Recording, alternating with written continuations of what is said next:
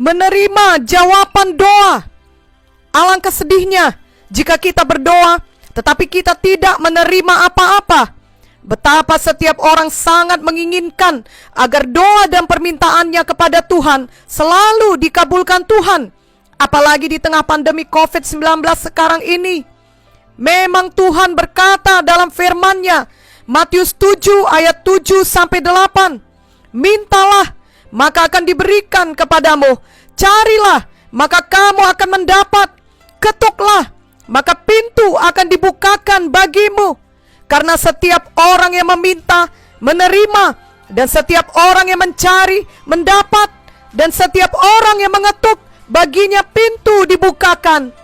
Tetapi ada juga firman Tuhan yang berkata, kamu berdoa atau minta kepada Tuhan, tetapi tidak menerima apa-apa. Yakni Yakobus 4 ayat 2-3 yang menuliskan, kamu mengingini sesuatu, tetapi kamu tidak memperolehnya. Lalu kamu membunuh, kamu iri hati, tetapi kamu tidak mencapai tujuanmu. Lalu kamu bertengkar, dan kamu berkelahi. Kamu tidak memperoleh apa-apa, karena kamu tidak berdoa. Atau kamu berdoa juga, tetapi kamu tidak menerima apa-apa, karena kamu salah berdoa. Sebab yang kamu minta itu, hendak kamu habiskan untuk memuaskan hawa nafsumu. Betapa pentingnya kita mengerti bagaimana cara meminta kepada Tuhan, supaya kita sungguh-sungguh menerima jawaban doa kita. Dari ayat firman Tuhan yang kita baca tadi, kita diajari bahwa kita tidak menerima apa-apa oleh karena kita tidak berdoa. Berarti kita harus berdoa atau meminta kepada Tuhan supaya kita menerimanya. Kita berdoa dengan tidak jemu-jemu sampai kita memperoleh yang kita minta tersebut. Namun firman Tuhan juga mengajarkan bahwa kalau kita salah berdoa, yaitu untuk memuaskan hawa nafsu kita, maka kita tidak akan menerima apa-apa. Jadi kita harus berdoa dengan benar, sesuai dengan kehendak Tuhan. Maka barulah kita memperoleh jawaban doa kita, yakni memperoleh apa yang kita minta dan doakan tersebut. Yang pertama, kita harus meminta dengan iman atau berdoa dengan iman. Tanpa iman, mustahil berkenan kepada Tuhan. Dan kita harus percaya bahwa Tuhan memberi upah kepada orang yang sungguh-sungguh mencari Dia.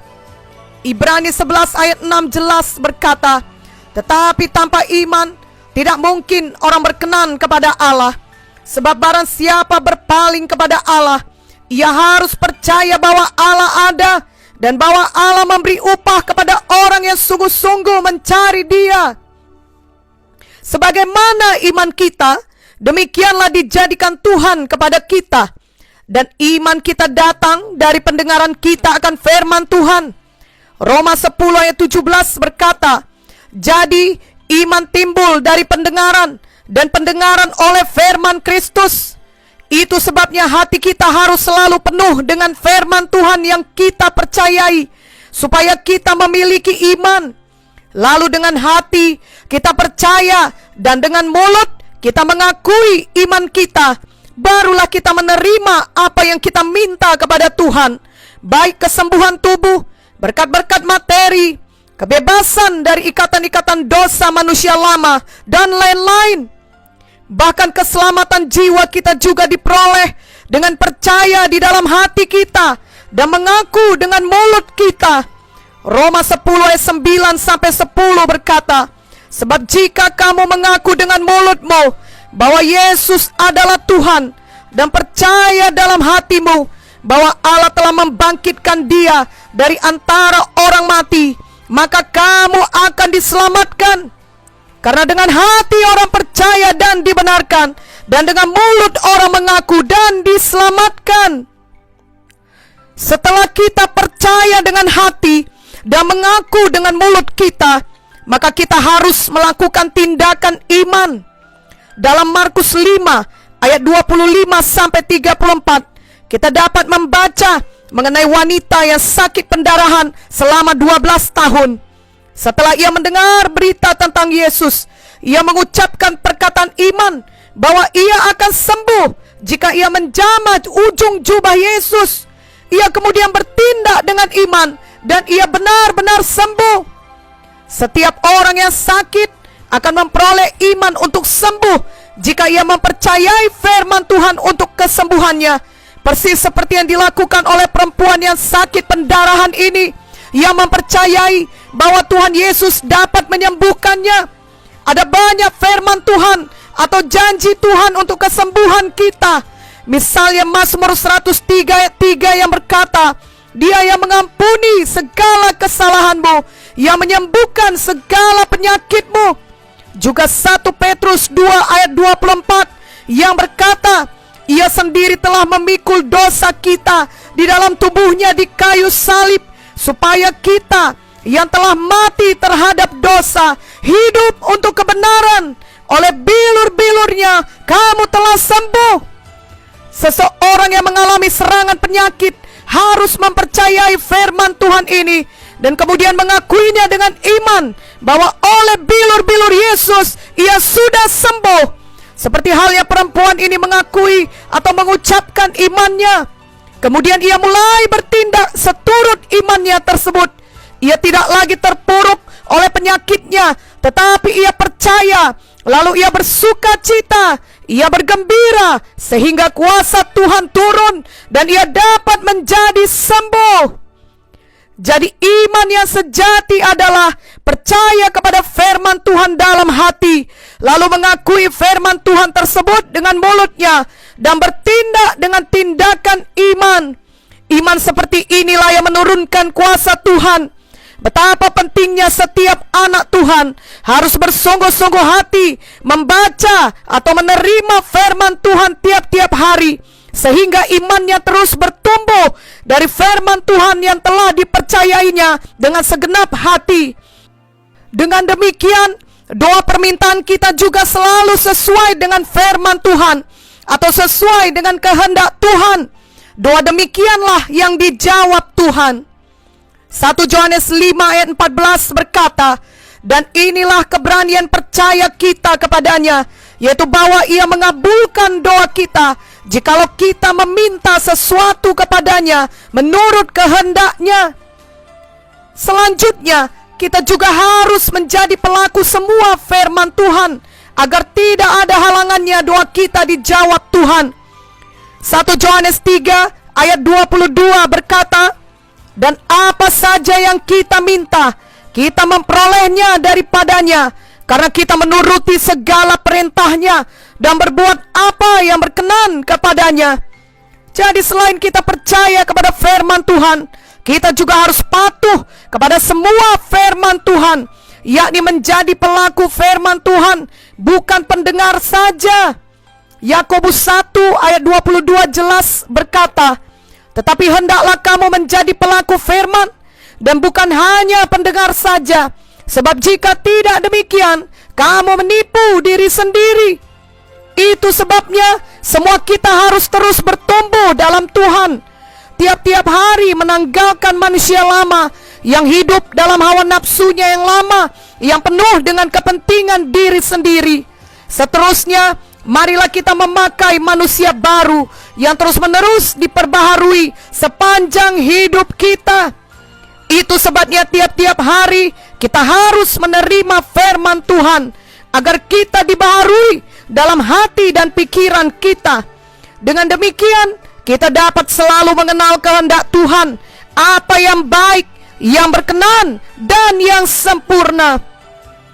Dan kita bukan hanya jadi pendengar saja, tetapi yang terpenting kita adalah pelaku firman Tuhan, sehingga hidup kita terus bertumbuh. Jika kita tidak menjadi pelaku firman Tuhan, maka kita akan tetap kanak-kanak rohani, di mana kehidupan dan doa-doa kita akan sama saja dengan orang duniawi. Dalam Ulangan 28 ayat 1-2 jelas sekali dituliskan bahwa kita harus memiliki iman dari firman Tuhan. Kemudian kita harus menjadi pelaku firman Tuhan.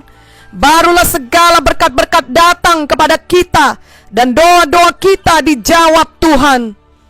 Mari kita membacanya. Ulangan 28 ayat 1-2.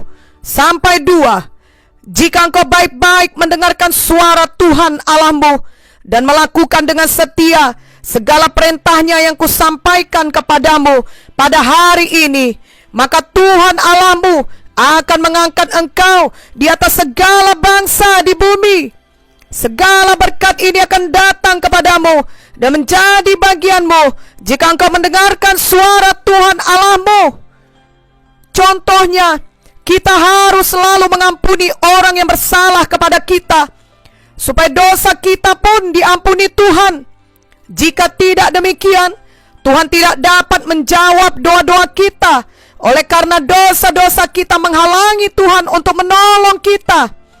Yesaya 59 ayat 1-2 berkata, sesungguhnya tangan Tuhan tidak kurang panjang untuk menyelamatkan, dan pendengarannya tidak kurang tajam untuk mendengar. Tetapi yang merupakan pemisah antara kamu dan Allahmu ialah segala kejahatanmu, dan yang membuat dia menyembunyikan diri terhadap kamu sehingga ia tidak mendengar ialah segala dosamu. Ada kisah nyata di Amerika mengenai dua keluarga di dalam satu gereja. Keluarga yang pertama rajin beribadah, dan orang-orang melihat mereka selalu setia hadir di kebaktian di gereja dan mempunyai banyak pelayanan. Tetapi salah satu dari mereka yang adalah seorang ibu mendatangi pendetanya dan berkata bahwa mereka sering kali sakit, dan sepertinya doa-doa mereka untuk kesembuhan selalu memakan waktu yang lama, barulah kemudian dijawab Tuhan. Lalu ia mengatakan lagi kepada pendetanya bahwa ada keluarga lain dalam gereja tersebut kelihatannya biasa-biasa saja bila dibandingkan dengan mereka. Tetapi ia melihat bahwa bila ada di antara mereka yang sakit, lalu mereka berdoa, biasanya mereka segera menerima jawaban doa mereka dan mereka sembuh. Pendetanya menjawab, ia tidak tahu mengapa keluarga ibu ini tidak menerima jawaban doa, dan sedangkan keluarga satunya selalu menerima jawaban doa. Namun ia bertanya kepada ibu ini, apakah keluarga ibu ini mudah mengampuni? Ibu ini dengan jujur menjawab bahwa semua mereka sekeluarga sangat sulit mengampuni kesalahan orang lain. Kalau keadaan sudah terpaksa, barulah mereka akhirnya mau mengalah untuk mengampuni. Misalnya ketika penyakit yang mereka derita tidak sembuh-sembuh juga. Tetapi ibu ini kemudian mengakui sendiri bahwa ia mengenal keluarga yang satunya lagi tersebut sebagai keluarga yang mudah mengampuni orang lain yang bersalah kepada mereka. Lalu pendeta itu berkata bahwa itu berarti mereka sungguh-sungguh menjadi pelaku firman Tuhan, sehingga tidak ada halangan untuk doa-doa mereka dijawab Tuhan. Mereka rendah hati dan lembut hati sesuai dengan karakter Yesus, sehingga Tuhan mengasihani mereka seperti yang tertulis dalam Yakobus 4 ayat 6. Tetapi kasih karunia yang dianugerahkannya kepada kita lebih besar daripada itu, karena itu ia katakan, Allah menentang orang yang congkak, tetapi mengasihani orang yang rendah hati. Ibu tersebut pun mengerti dan mau berubah menjadi pelaku firman Tuhan. Marilah kita mengingat bahwa Tuhan mencari orang-orang yang bersungguh-sungguh hati terhadap Dia untuk mencurahkan kuasanya atas orang itu. Marilah kita bersungguh-sungguh hati untuk selalu berjalan dengan iman dan dengan kepatuhan kepada Tuhan. Untuk itu mari kita selalu penuh dengan firman Tuhan dan penuh Roh Kudus. Dengan demikian, kita selalu penuh dengan iman, dan Roh Kudus akan memampukan kita untuk selalu menjadi pelaku firman Tuhan. Lalu jika kita berdoa, kiranya kita selalu menerima jawaban doa kita. Amin.